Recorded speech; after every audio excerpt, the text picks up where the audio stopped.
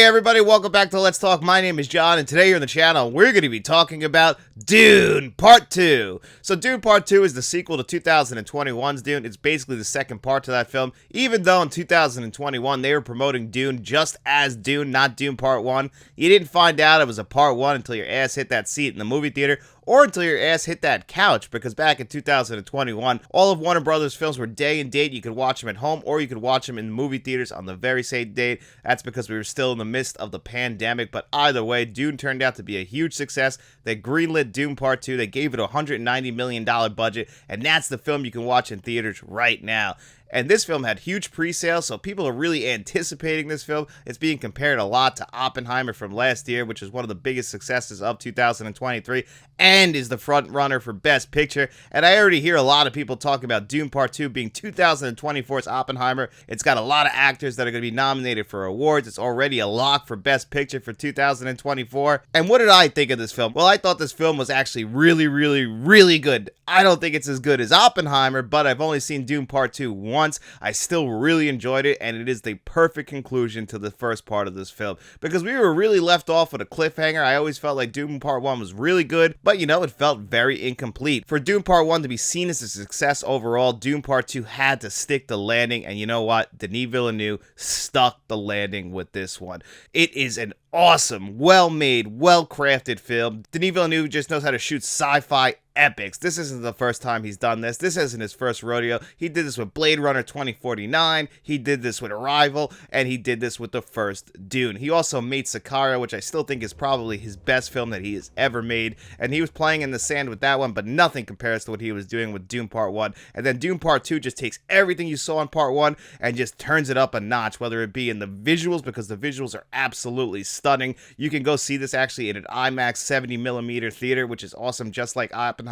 I still think there's only 17 theaters in the United States where you could actually see that, but unlike Oppenheimer, which was actually shot on 65mm film, Dune Part 2, just like Dune Part 1, was shot digitally on 4K, and then it's transferred to 70mm film, so it's a little bit different than Oppenheimer, but just like Oppenheimer, the visuals in this film are absolutely stunning. You know, Denis Villeneuve has worked with some of the greatest cinematographers. He's worked with the greatest cinematographer, in my opinion, and Roger Deakins, but Greg Fraser shot the hell out of this movie. It feels very realistic, just like in the first one. It feels like there's a lot of natural lighting. We really feel the heat of the sun, and we really feel what this planet actually could feel like if we were there, and that's because they shot a lot of this on location using the actual sun, and you just feel the heat while you're watching this film. And then of course the CGI, the special effects, in a world with bad MCU movies and bad DCEU movies using just horrible visual effects, this movie does not suffer from that at all. There was never a time where anything I saw on the screen took me out of it, and this is a movie that features a giant worm that people can ride on, and that didn't take me out of this movie at all, because it's just told and crafted so well. Hans Zimmer comes back again to do the score, and I think this score, again, just like everything else, takes it to the next level compared to the first one. The score is so much better. This is a score I'm actually going to be listening to, and Hans Zimmer, I've always loved Hans Zimmer, even the scores he tries to ignore, like Days of Thunder.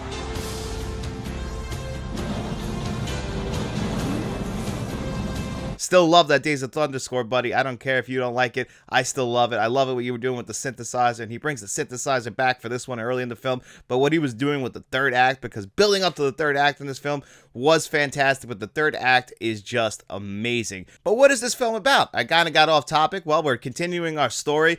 Paul Atreides, Timothy Chalamet, him and his mother, played by Rebecca Ferguson, they're the last of House Atreides, and now they're working with the Fremen, and the Fremen believe in this prophecy that a mother and son were going to come, and they were going to be the ones to lead them to Savior. They were the ones that were going to save their people here on Arrakis. You know, everybody is coming after them. Stellan Skarsgård's character is back. He's got Batista working under him, and now we get introduced to Austin Butler, who was nominated for Best Actor for Elvis a couple years ago. He's playing a very different character in this film. He has very similar skin tone to me in this movie, but you know, I still think I look a little bit better than him. But there's absolutely no way I can act like this guy, just showing the range of him. And Timothy Chalamet and Austin Butler give the two standout performances in this film. I'm finally on board with Timothy Chalamet. You know, he did Wonka that just came out, and now he does this, and it just shows that he really is a leading man. I was never really sold on his acting chops. I always really enjoyed him, but I was never fully sold on him being the next guy, the next leading man in Hollywood, but I could see it now, and it really is because of how he performed in the third act of this film. I really do think that this movie just leaves you with a smile on your face because you just saw something huge and epic, and it has to be seen on the big screen. That's where you're going to get the most out of this. This is going to be a beautiful looking 4K Blu-ray when we eventually get it on 4K Blu-ray, but you have to see it in either IMAX or in Dolby Cinemas. That's where you're going to get the most out of this beautiful mix and the beautiful visuals, because the acting, yes, it's really well acted, the story is really well done, but that's the stuff that stands out, because overall, when you look at it, there are,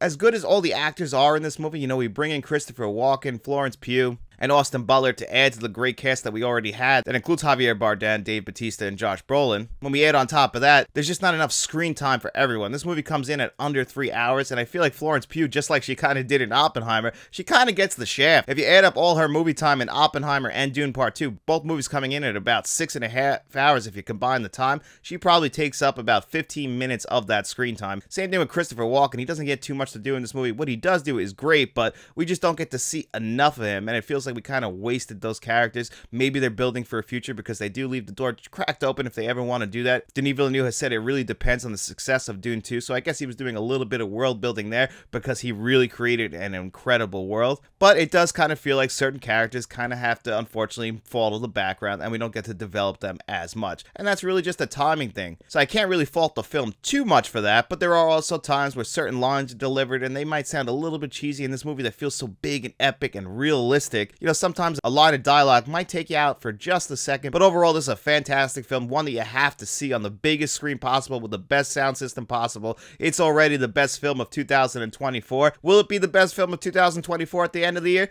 That I'm not too sure of. I still think it's one that will be nominated for Best Picture just because of the craftsmanship behind it, but I can see other actors sweeping in there and giving better performances than Timothy Chalamet, and you know, we might get some dramas later in the year that might overshadow this one, but either way, for a big blockbuster like this, one that really has a lot to say with great themes like religion, The Chosen One, and even just showing you how governments work and wrapping it up in this big sci-fi epic, it really is a testament to how great of a film this is and how well made it is. And overall, if I was going to give this film a score of 1 to 10, I would give this one a really solid 9 out of 10. But guys, before we get out of here today, it is Friday, and that means it's time for our digital code giveaway. In every single video we do here on the channel on Friday, I'm going to ask you guys 2 digital code giveaway questions. All you got to do is answer one in the comment section below. As long as you do that, you come back to Monday's video, we put your name on a magic wheel, we spin that bad boy 2 times. The 2 names it lands on, they have their choice, the digital codes that you've seen on your screen before you today. And we're talking Denis Villeneuve, we're talking Dune, and I wanted to know, what is your favorite Denis Villeneuve film? Because he's made a lot of movies even before he got really big and started making those big blockbusters. You know, he made Enemy and Prisoners. I think they were in the same year. Both of them are fantastic films. I still think Sicario is his best film in my opinion, but I want to know, what is your favorite Denis Villeneuve film? And Dune was a big sci-fi epic film, you know, big in scope, telling this big story, and I want to know from you guys, what is your favorite film